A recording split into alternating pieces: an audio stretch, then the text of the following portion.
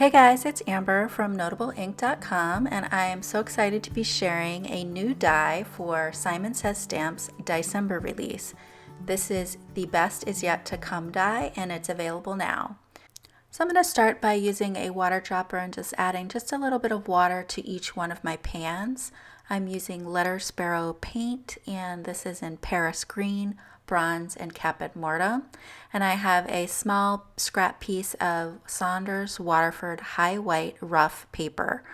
This is my favorite paper, and I love to use it because of the way the colors move, so you'll get to see that. I'm using a Wonder Forest brush here. I believe this is a 10 round, and I'm doing a wet on wet technique. So I wet the paper first with just some rough strokes of the paintbrush over the paper, and then I'm just dropping in my color. So these three colors came together as a set. This was one of Kelly's holiday sets from last year. So I'm just going to put them right together just like this, and I got a little too much water on my brush there, and so what I'm going to do, and you're going to see that here too, so my pigment is really watered down and I don't like that at all, so I'm going to attempt to add a little more here, but it's still too much water, so I'm just going to sop all that water up with my brush. So I'm drying the brush on the paper towel, and then I have less water, more pigment now on my brush, and I'm going to drop that in. So even if you put down too much water, you can correct it. So don't throw your paper away. Just work with it till you get what you want. And right now it's just looking more like a rectangle, and I want the edges to be a little more organic. So I'm going to go in and kind of just add some swirly edges, just so that we have a little bit of the brush stroke out on the edges and build up the color. So you can keep building up the color as much as you want. I want to make sure that the paint is still wet so that the colors mix together and blend together from one color to the next. But I do still want there to be each have its own distinct area on the card. So now I'm going to take a piece of scrapbook.com double-sided adhesive and just put that on the back of my panel. The panel is dry now. And I want to do that before I die cut, because it's going to be a lot easier to have your adhesive already on it than to fiddle with all of these really small areas. So I'm just going to go ahead and tape my die cut down. I ran it through my Gemini Junior twice, and it didn't cut all the way through the release paper, but it did go all the way through the die and the adhesive. So to start off with, I was thinking, since the adhesive backing or the release paper is still in the back, I was thinking that I'd be able to pop out all of those areas and keep them in the piece, but that was way too difficult to keep all the pieces in the die cut. So I am going to have to go back and fit those in. So what I did to help with that is I just die cut the words out of a white piece of cardstock, and I've inlaid that so that it'll help me. I'll use that as a template to put in those inner pieces that we die cut out. So I'm just going to fit in all of those pieces, and I'm going to edit some of that out because there's no need for you to watch me put all of these little pieces in, but they already have the adhesive on them, so that makes it really easy to just fit these pieces right in. So after I got all of the pieces in, I decided that I wanted to take the white cardstock back out. Now, you totally don't have to do that. You can leave that in, but I kind of liked the look of that negative space without a die cut in it, and I didn't put adhesive on the white die cut, so I went ahead and peeled that up. And you know, if you find that some of your watercolor pieces start to come out, just use either your craft pick, or this is the jewel picker tool, and I like that because it's not as pointy on the end, so it's not going to put an indentation into the cardstock. And I'm just going to take that die cut back out, but it's totally your preference. If you like the inlaid look, then go ahead and leave that white piece in there. And I just had some stray adhesive, so I'm just going to take that off with an adhesive eraser and take off some little bits there, and then that one will be done. Now, of course, we have the color piece that the colored words that we die cut out. So I've cut another shadow piece here. So this die comes with the words. It also comes with the shadow, which is perfect because in this particular case, we can use it as a shadow and do a 2-for-1 card design. So I've put this on a piece of, I think this is the Poison Ivory CAS Metallic paper.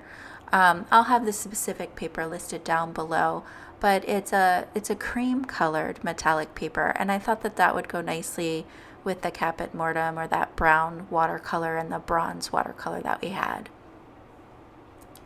So this is going to get popped up. I'm going to put this on an A2 size. I'm really glad I didn't lose that. I usually lose the tittles for the eyes, but I was glad I hung on to that. And so you can see all the shine. That bronze watercolor is pretty amazing. Here I have an A2 size piece of Neenah Classic Crest Solar White, and all I'm going to do is use a Sakura micron pen to add a hand-drawn border there, and I did that in sepia color, so the ink isn't black, it's actually a dark sepia. And again, I thought that went best with the colors of the watercolor that we used. So we'll move on to our third card. Here I'm going to use Maya Blue, and I'm only using one color here, and I just have a flat brush. All I'm doing is doing ombre stripes here, and I wish I had started in the other direction because I wanted to put my sentiment on the right side of the card, and I kind of like it to go from dark to light down the page, but anyhow, we're going with this because I didn't want to waste the paper. But I love this color. It's like a dark, almost like an indigo / denim color, and I'm in love with this color. I think it's so pretty. So super easy background.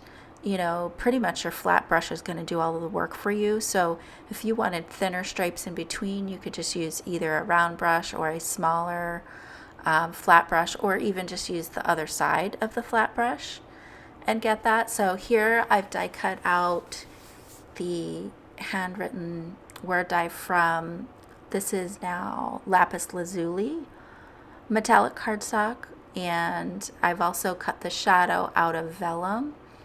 So originally I cut one piece of vellum, and this is 40-pound vellum, but I thought it was still a little too see-through. So you'll see me test that out here. So I'm just using my bone folder to get that adhered really well. And I just adhered it down with Ranger Multi Matte Medium. I'm just putting the tittle on. And then here you can see I'm testing it out. So I'm like, I don't know, that shows through a little too much in the back. I think it's distracting from the sentiment. So I'm just going to add a second layer of the vellum just so that the sentiment is just a little more legible.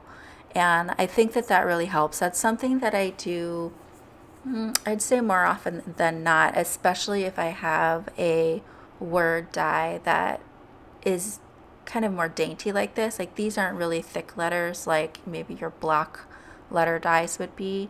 So I feel like, and also because it's tone on tone, so my letters are dark blue and the stripes behind it are dark blue.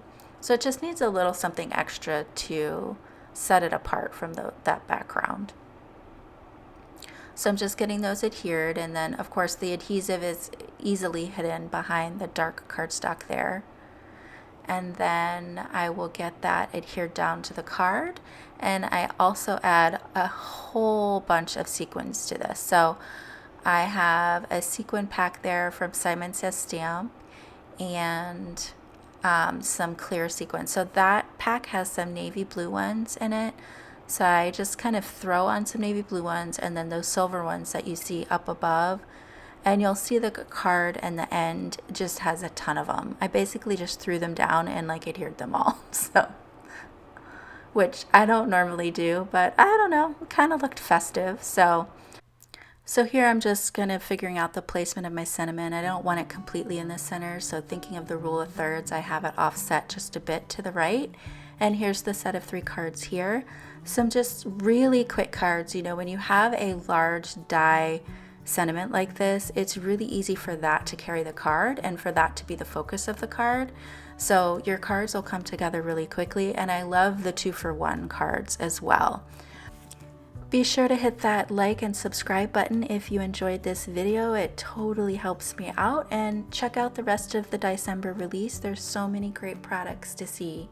Thank you so much for joining me today, and until next time, breathe, ink, inspire.